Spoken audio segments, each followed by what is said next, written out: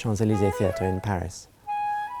This is where, in 1913, Stravinsky's Rite of Spring was premiered, in such dramatic fashion. Claude Debussy was also very familiar with this theatre.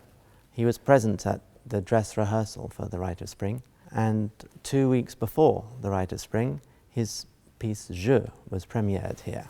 It was only 5 months after the premiere of Je that Debussy writes what has now become an iconic piece in the flute repertoire, Syrinx.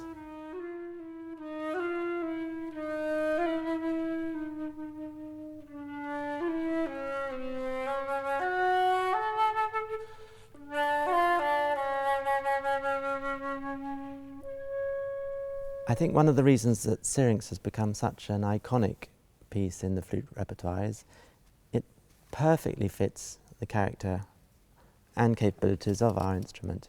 You couldn't imagine Syrinx played on any other instrument. You couldn't imagine it on a clarinet or an oboe.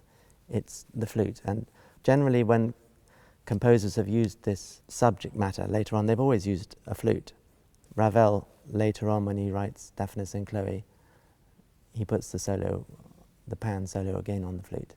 So there is a sense in which the story of Pan is deeply, deeply ingrained with our instrument.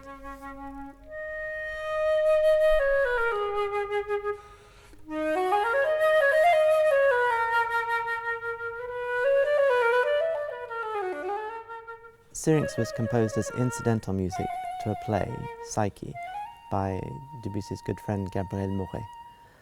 The title Syrinx refers to the instrument. A syrinx is an instrument. This is the instrument that was created by Pan. The original title for the piece was Flute de Pan.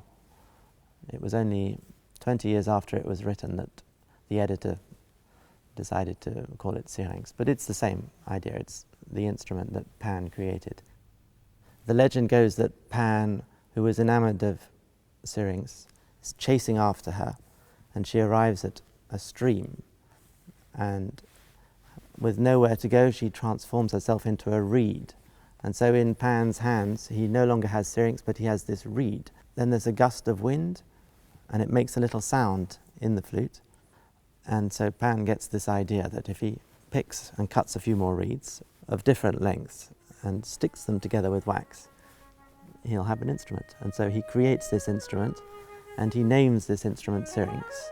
He's always seen with it after that. It reminds him of his love for Syrinx.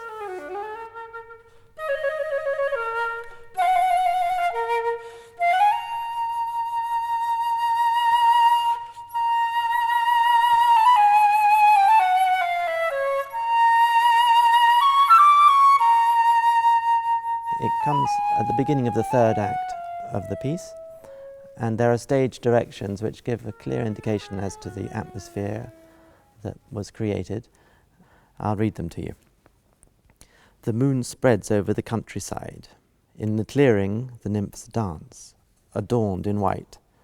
Some collect flowers, some, stretched out at the water's edge, admire themselves. At intervals, they all pause, astonished, listening to the syrinx of the invisible Pan, moved by the song that escapes from the hollow reeds.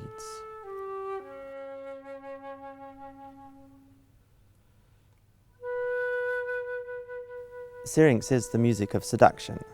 You can't think about Syrinx without immediately thinking of L'après-midi d'un faune or the Chanson de Bilitis. The way he creates this kind of atmosphere, he creates a new musical language. He uses different patterns of notes. He's no longer using the formal 18th and 19th century harmonic series. He's creating different scales. He's bringing in a pentatonic scale. He's using whole tone scales. And this creates the most wonderful ambiguity. We're no longer in the formal structure of harmony where you have tension and release. We're now in a new world of unresolved tension, and it was unique. It was a unique sound.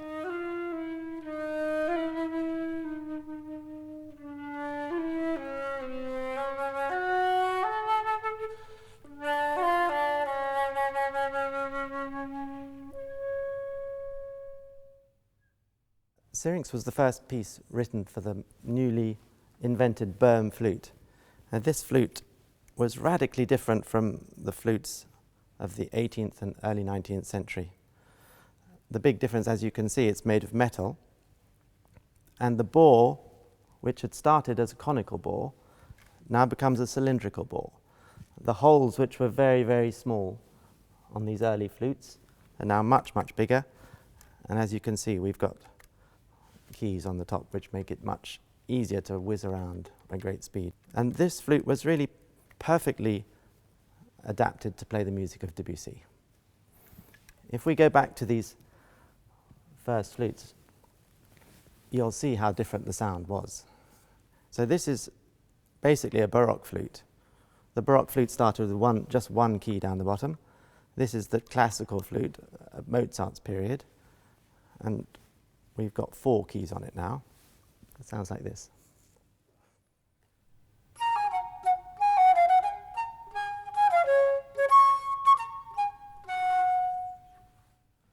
So the fact that it's wood and conical give it this very, very sweet sound, and the fact that I don't have very many keys mean that I've got to do quite a lot of gymnastics with my fingers, and it's not that easy, and we don't really get a very even sound throughout the flute. There are some notes which sound much better than others, and it plays much better in certain keys than others. So that's the first one we got here. Throughout this period, what happens is they add more and more keys onto the flute. So this is a romantic flute, and these basically stopping you playing any forked fingerings, which are the weaker notes on the Baroque flute. So that's a romantic flute. Then the first monumental discovery comes with this first Böhm system flute. We've still got a conical flute, but now he's put keys on and he's made the holes much bigger. So the sound is much louder now, and because of all these keys we don't have such difficult fingerings, and we can start whizzing around much quicker.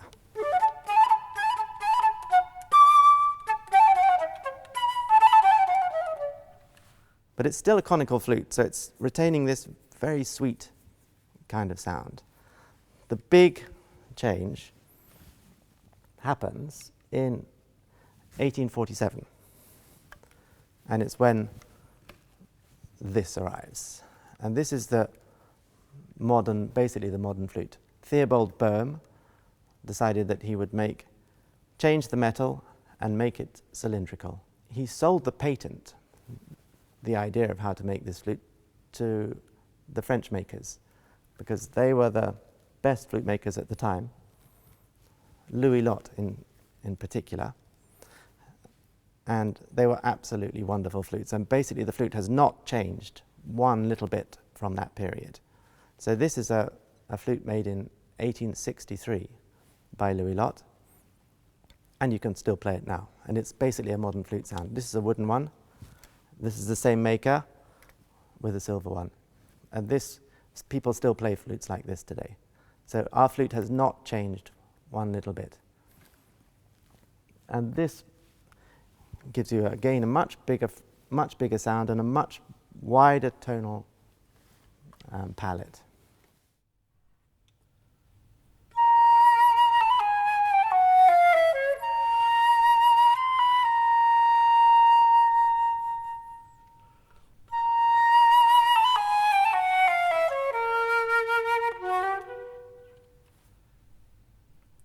It was in Paris that the most beautiful instruments were made at that time.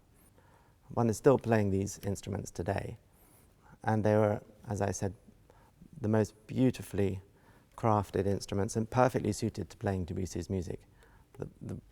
The possibilities of tonal colour, changing the colour, the dynamic range were far superior to anything that we had before. This one sounds like this.